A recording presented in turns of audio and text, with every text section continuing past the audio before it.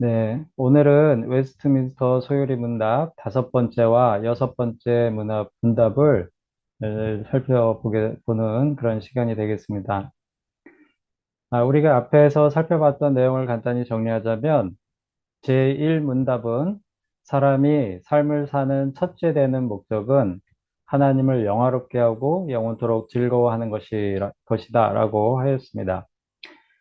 그러면 어떻게 사는 것이 하나님을 영화롭게 하고 또 영원토록 즐거워하는 것이냐를 생각해 볼 때 사람이 스스로 그것을 알 수 없기 때문에 하나님은 그것을 알려주시기 위해서 세상에 하나님의 말씀, 곧 성경을 주셨습니다. 이것이 두 번째 문답 내용이었고요.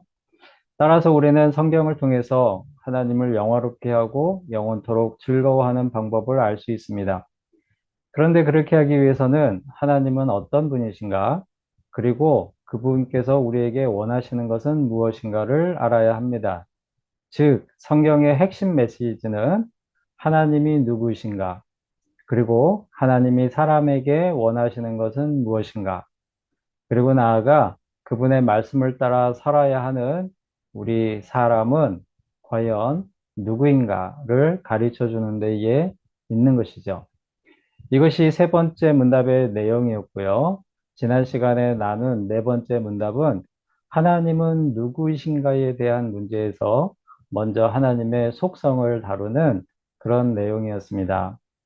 그리고 오늘 함께 나누려고 하는 다섯 번째와 여섯 번째 문답은 하나님은 누구이신가의 문제에서 하나님의 존재, 하나님의 존재 방식에 대해서 다루고 있습니다. 소요리 문답, 제5 문답과 제6 문답의 내용을 함께 읽어보겠습니다. 제5문, 하나님 한 분 외에 다른 하나님이 있습니까?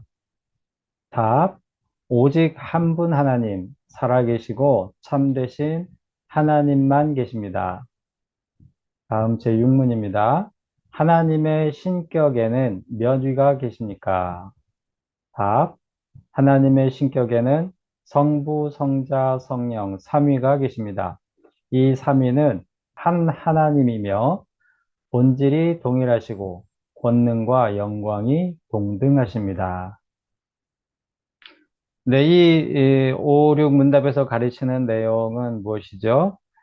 세상에 존재하는 신은 오직 하나님 외에는 없다는 것입니다. 그런데 이 유일하신 하나님은 한 분임과 동시에 성부, 성자, 성령 세 분으로 존재한다는 것입니다. 삼위로 계시면서 일체이신, 그러니까 각각 본질과 권능과 영광에서 서로 차별이나 차등이 없는 고유한 세 분 하나님으로 존재하면서 동시에 한 분 하나님으로 존재한다는 것이고요. 이를 간단히 우리는 삼위일체 하나님이라고 교리적으로 정리한 것을 배우고 있습니다. 아, 이 삼위일체라고 하는 용어가 성경에 나오지는 않습니다. 하지만 성경 말씀의 여러 곳에서 하나님의 존재 방식을 삼위일체의 개념으로 설명하고 있습니다. 이 용어를 처음 사용한 사람은 초대교회의 지도자인 터툴리안이고요. 나중에 니케아 공회 그리고 콘스탄티노플 공회를 거치면서 기독교 교리로 확정이 됩니다. 그리고 지금도 카톨릭은 물론이요, 개신교의 여러 교파도 삼위일체 교리에 대해서는 이견이 없을 정도로 확고한 교리로 인정이 되고 있습니다. 사실 기독교 초기 역사에서 예수님의 신성과 인성에 대한 논란은 굉장히 중요한 사안이었습니다. 지금이야 기독교 신앙을 가진 사람들에게 삼위일체 교리는 당연한 것으로 받아들여지지만 예수님을 눈으로 직접 보았던 사람들에게 아이러니하게도 예, 특히 유일신앙을 가지고 있었던 유대인들에게는 예수님의 신성은 그들의 유일신앙에 위배되는 것이기에 예수님을 하나님과 동등한 신으로 인정하는 것은 쉽지 않은 문제였습니다. 그 예로 요한복음 10장 30절에서 33절 말씀을 보면은요, 같이 한번 읽어보겠습니다. 나와 아버지는 하나이니라 하신대 지금 예수님께서 말씀하시고 있습니다. 유대인들이 다시 돌을 들어 치려 하거늘 예수께서 대답하시되 내가 아버지로 말미암아 여러 가지 선한 일로 너희에게 보였거늘 그 중에 어떤 일로 나를 돌로 치려 하느냐. 유대인들이 대답하되 선한 일로 말미암아 우리가 너를 돌로 치려 하는 것이 아니라 신성 모독으로 인함이니 내가 사람이 되어 자칭 하나님이라 함이로라. 예수님께서 유대인들과 대화 중에 자신을 하나님과 동일시하자 이를 듣고 있던 유대인들이 신성모독이라며 예수님을 돌로 치려하고 있음을 보게 됩니다. 하지만 성경은 예수님께서 하나님과 같은 분임을 여러 군데에서 증언하고 있죠. 그래서 오늘날 우리가 이렇게 삼위일체라고 하는 것을 이 개념적으로 우리가 배우고 또 설명하고 있는 것입니다. 여러 그 근거가 되는 말씀을 다 찾아볼 수도 있겠지만 굳이 그렇게까지는 할 필요가 없을 것 같고요. 왜냐하면 우리가 삼위일체에 대해서 많이 듣고 배웠기 때문에. 그런데 이제 한 군데 말씀만 보자면 요한복음 8장 24절, 28절 말씀을 한번 이렇게 읽어보겠습니다. 그러므로 내가 너희에게 말하기를 너희가 너희 죄 가운데 죽으리라 하였노라. 너희가 만일 내가 그인 줄 믿지 아니하면 너희 죄 가운데서 죽으리라. 24절 말씀인데요. 여기에 내가 그인 줄 믿지 아니하면 내가 그인 줄 이런 표현이 나오죠. 또 28절을 보면 이에 예수께서 이르시되 너희가 인자를 든 후에 내가 그인 줄을 알고 여기 보면 또 내가 그인 줄이라고 말씀하고 있습니다. 내가 그인 줄을 알고 또 내가 스스로 아무것도 하지 아니하고 오직 아버지께서 가르치신 대로 이런 것을 말하는 줄도 알리라. 예, 이 말씀에서 예수님은 유대인들에게 내가 그인 줄 믿지 아니하면 또 내가 그인 줄 알고 이렇게 표현하고 있습니다. 내가 그이다 라고 말씀하시는 거죠. 그런데 이 표현은 헬라어로 하면 에고 에이미라고 우리가 읽을 수가 있는데요. 그런데 놀랍게도 출애굽기 3장 14절 말씀에 나오는 어, 앞에서도 그 이동엽 목사님이 설교 말씀하실 때 소개를 했었죠. 하나님께서 모세에게 자신을 일컬어 하신 말씀, 즉, 나는 스스로 있는 자, 히브리어로 하면 에흐예, 아쉐르, 에흐예와 같은 그런 표현이 바로 예수님이 말씀하시는 에고 에이미가 되는 것입니다. 영어로 하면 I am who I am이 되는 것이죠. 굳이 우리말로 하자면 나는 무엇이다. 나는 이다. 이런 표현이 되겠습니다. 그런데 이것을 보면 예수님은 자신을 일컬어서 하나님과 같은 칭호를 사용하는 것을 우리가 보게 됩니다. 이름이라고 하는 것은 단지 부르는 호칭의 의미만을 갖지 않죠. 그 이름에는 권위와 영광이 함께 있습니다. 앞에서 읽은 요한복음 10장 30절 말씀처럼 예수님은 자신을 하나님과 본질적으로 어, 권위와 영광에 있어서 동일한 존재라고 말씀하시고 있는 것입니다.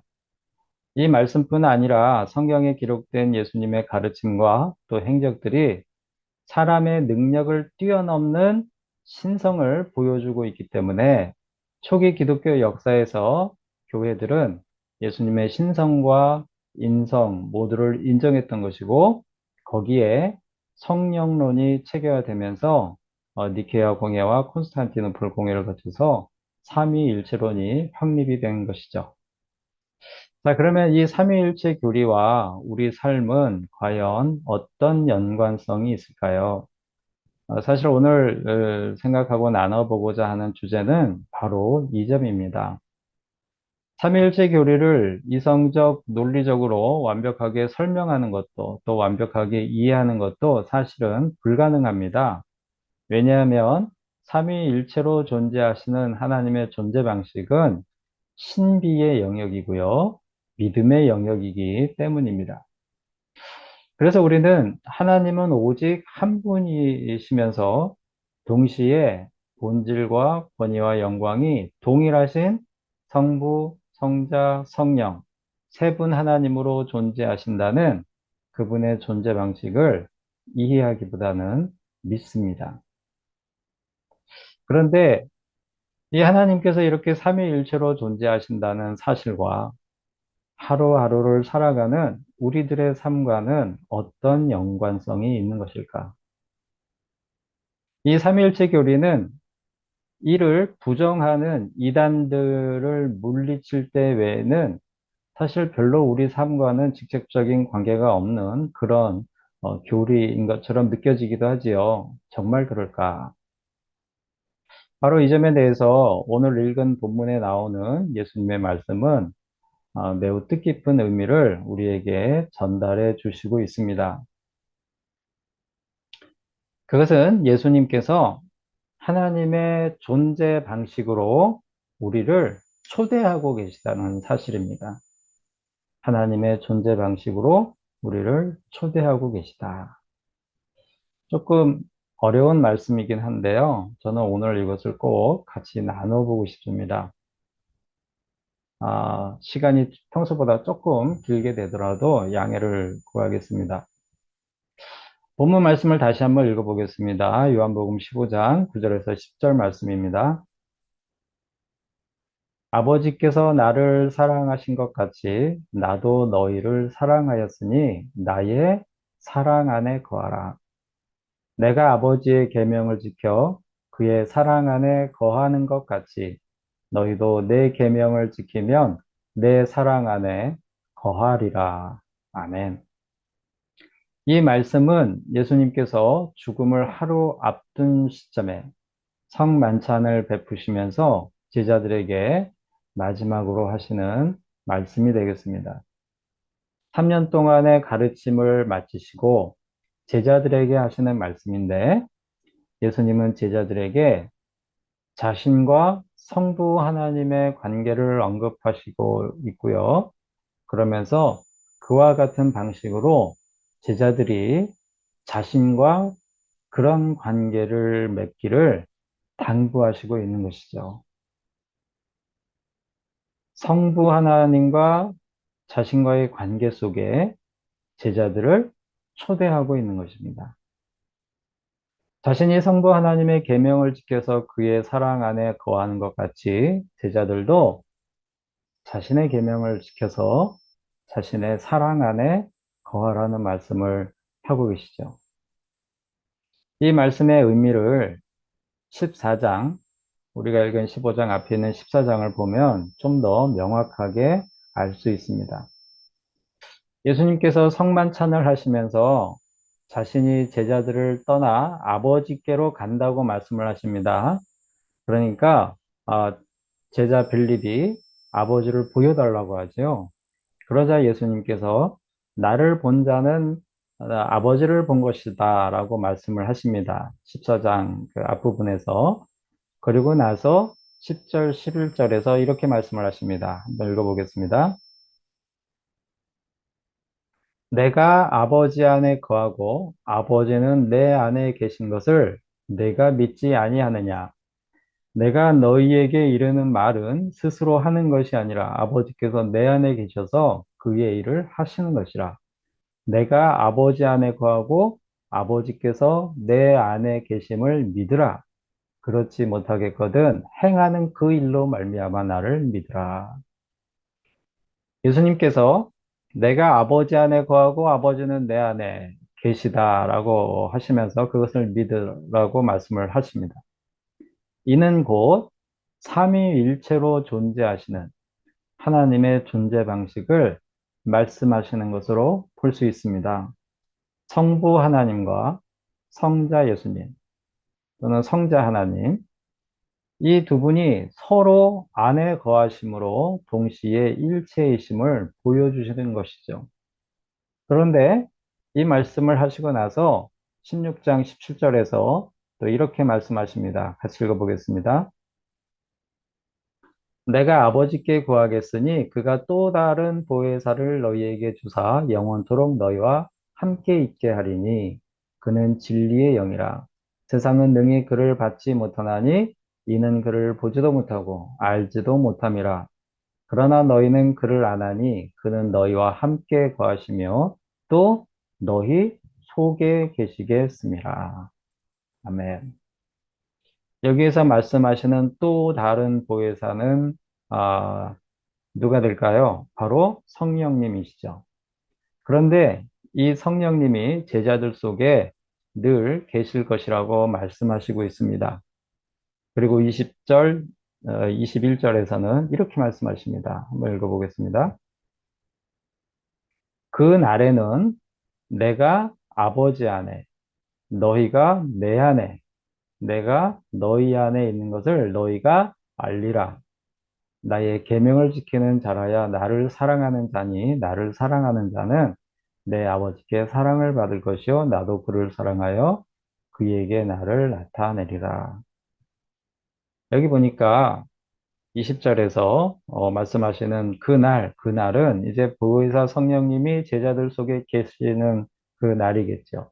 그런데 놀랍게도 그때는 성자 예수님이 성부 하나님 안에 또 제자들이 예수님 안에, 그러니까 성자 예수님 안에, 또 성자 예수님이 제자들 안에 있는 것을 제자들이 알게 될 것이다 라고 말씀하시고 있습니다. 그러면서 21절에서 예수님 안에 거하는 방법은 사랑하는 것이다. 예수님의 계명을 지키는 것인데 예수님이 사랑하라 하셨으니 그 서로 사랑하는 것이다. 이 말씀이 오늘 읽은 본문 말씀과도 연결이 되고 있는 것이죠. 사랑하는 성도 여러분, 예수님은 성자 하나님이신 자신이 성부 하나님 안에 거하시고 또 성부 하나님이 성자 하나님이신 자신 안에 거하신다고 말씀하십니다. 삼위로 계신 하나님께서 지금은 성부 하나님, 성자 하나님을 말씀을 하시는 것이지만 말하자면 삼위의 하나님이 서로 일체가 되시는 그거를 말씀하시고 있는 것이죠. 하나님은 그렇게 삼위일체로서 존재한다는 말씀인데, 그런데 그와 같이 제자들에게도, 즉, 말씀을 보는 우리들에게도 예수님 안에 그와 같이 거하라. 하나님의 존재 방식과 같이 내 안에 거하라. 이렇게 말씀하시고 있는 것이죠. 이는 곧 예수님께서 제자들을 또 믿는 우리들을 하나님의 존재 방식으로 초대하시는 것입니다.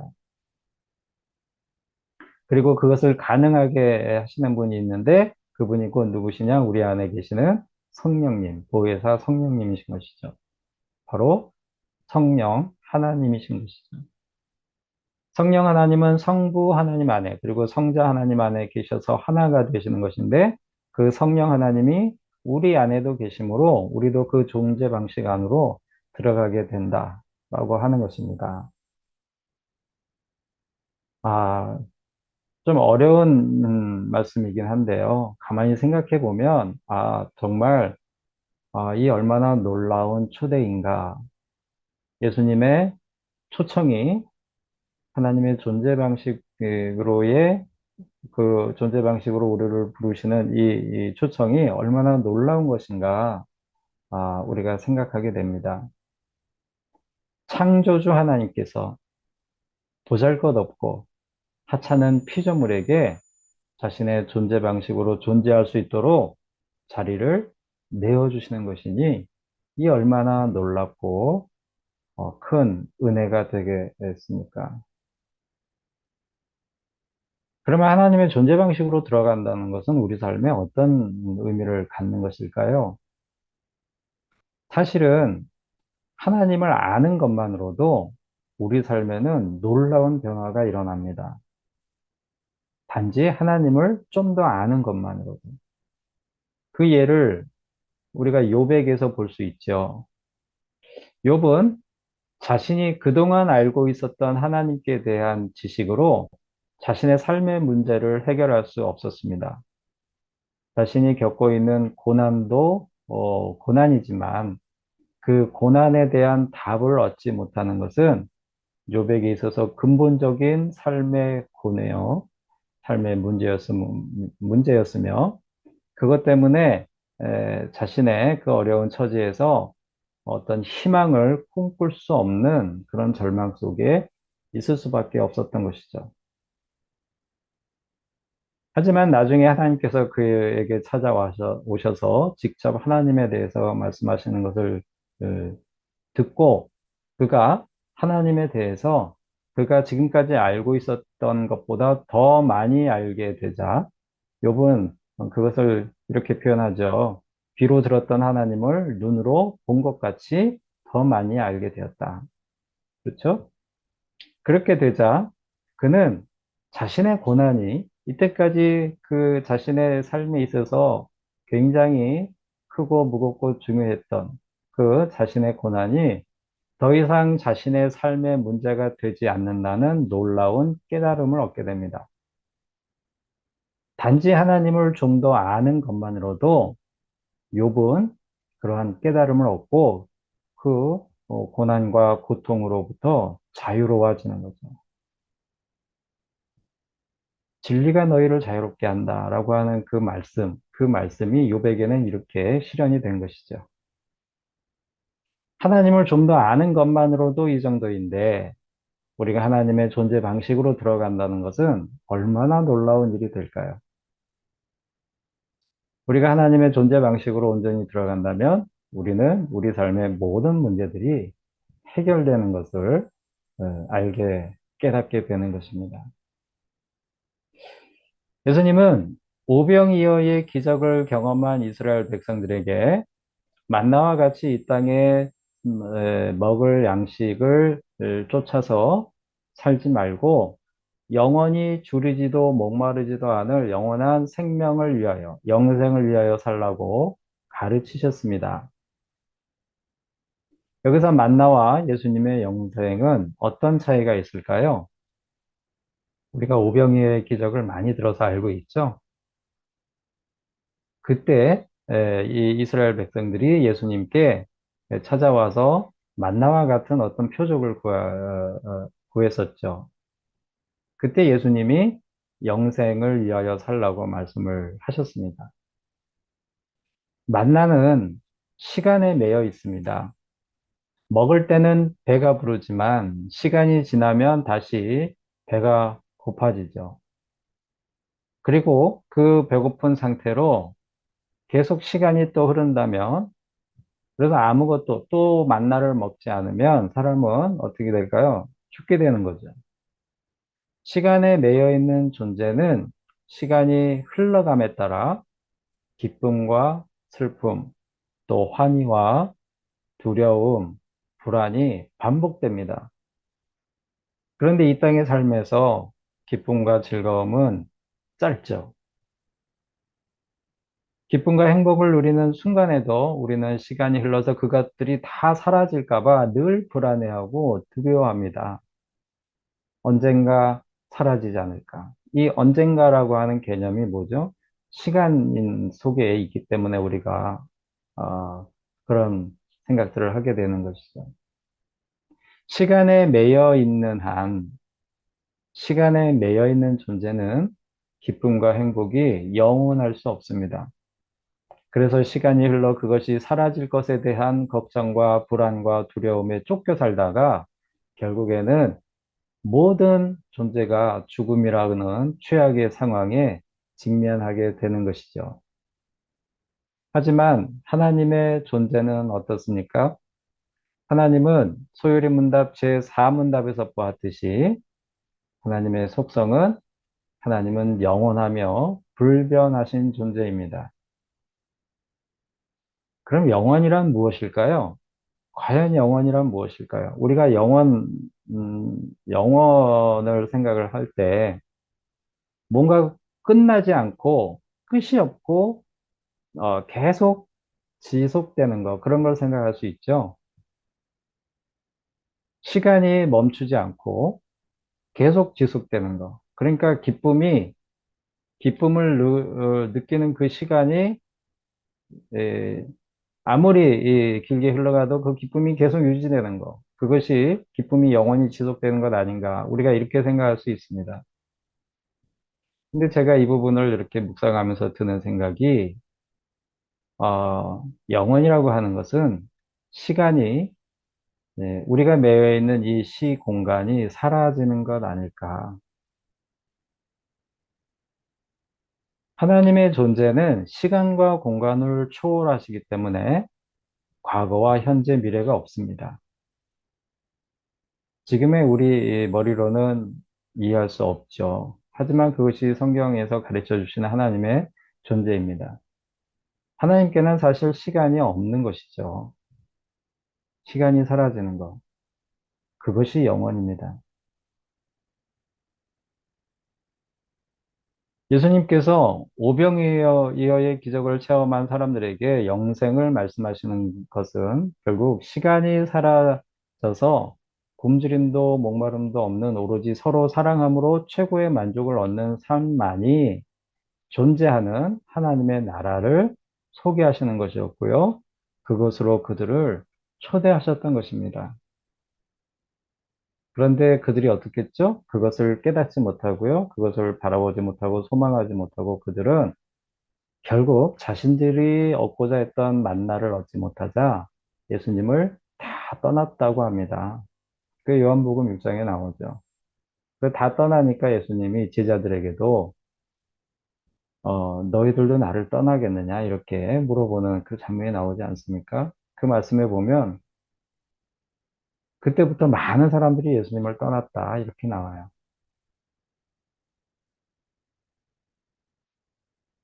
오늘 말씀도 이와 같은 비슷한 맥락에서 우리가 이해할 수 있을 것 같습니다. 사랑하는 성도 여러분, 예수님이 다시 오시는 날 세상의 시간은 사라질 것입니다.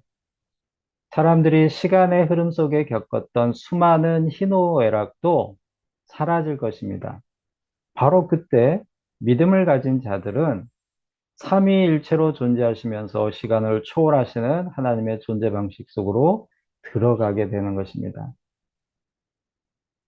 그리고 만일 신앙의 성숙을 통해서 이 땅에서 아직 끝나지 않은 이 땅의 삶에서 예수님 안에서 사는 삶을 살아간다면 세상의 고뇌와 고통 속에서도 예수님께서 이미 임하셨다고 말씀하신 하나님의 나라를 느낌으로써 영원한 삶에 대한 맛보기를, 미리 보기를 할 수 있는 것이죠. 그것이 우리 신앙생활의 진수요, 맛이 되는 것입니다. 그리고 한 가지 더, 삼위일체로 존재하시는 하나님의 존재 방식을 보면서 우리 삶에 대한 중요한 교훈을 한 가지 더 생각해 보게 됩니다. 그것은 진정한 홀로서기란 무엇인가에 대한 것이죠. 완전히 독립적인 세 분 하나님이 그러니까 완전히 독립적인 세 분 하나님이 완벽한 한 분 하나님으로 존재하시는데 그 방법이 사랑이다라는 점에서 우리 인간의 홀로서기에 대해서 생각해 보게 됩니다. 사람들은 행복한 삶을 위해서 외부적인 환경이나 조건, 그리고 옆에 있는 사람들을 의지하죠. 옆에 있는 사람이라면 가장 가까이에는 남편이나 아내 또는 부모나 자식 또는 친구나 어, 여러 삶의 현장에서 만나는 동료들을 우리는 의지하게 됩니다. 의지한다는 것은 상대방의 나의 필요를 채워주기를 바라면서 끊임없이 무언가를 요구하게 되죠. 그런데 하나님의 존재를 생각하면 완전한 하나된 연합은 완전히 홀로 서는 것과 떼어놓을 수 없다는 것을 알게 됩니다. 완전히 홀로이신 세 분 하나님께서 완전한 하나를 이루시고 있기 때문입니다. 그리고 그렇게 하시는 방법은 사랑이죠. 사랑이라고 말씀하시고 있죠. 우리가 타인에게 요구하고 바라며 기대는 것이 많을수록 우리는 실망도 많고 외로움도 많이 느끼게 됩니다. 이는 그들을 통하여 우리가 우리 자신이 홀로서기를 하려고 하기 때문이다라고 볼 수 있습니다. 물론 사람의 홀로서기는 하나님의 홀로 계신가 완전히 같을 수는 없죠. 우리는 의존적일 수밖에 없는 존재입니다. 특히 몸이나 마음에 연약함이 있다면 더욱 그럴 수밖에 없겠죠.